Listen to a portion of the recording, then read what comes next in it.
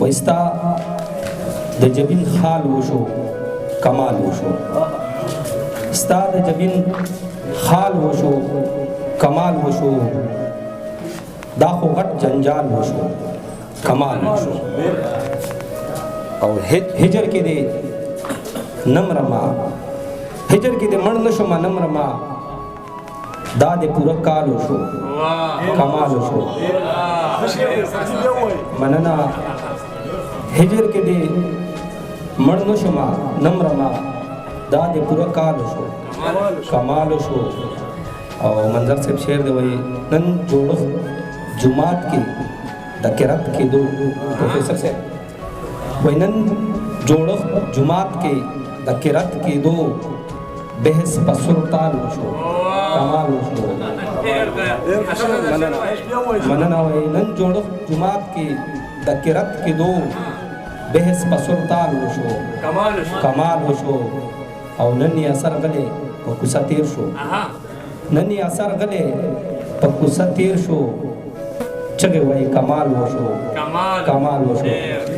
ډېره مننه دا پروګرام د احمد شاه ظفر صاحب چې زموږ رشتې دار او مشر زموږ د کورنۍ د هغه په یاد کې دی د لیاقت مینګل صاحب او د هغو د ملګرو میا ندیم بیا یو جهان مننه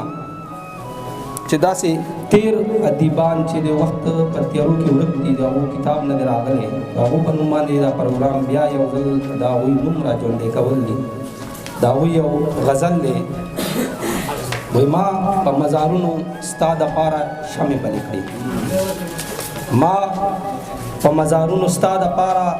شمې بلې کړې سمې دمې سترګې د اشنا ولې بدلې کړې او تا خو په محفل کې همیشه سوګند زما خوړو بیا دې رانولې په یو چم کې کوسې بیلې کړې او ځای چې دې رقیب ته د زړګي په کور کې ورکړلو تا مې په سوچونو ارمانونو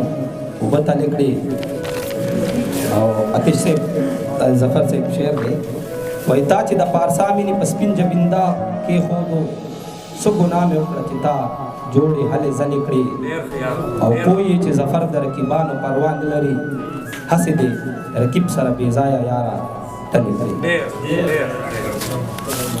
منظر صاحب ووایم یو غزل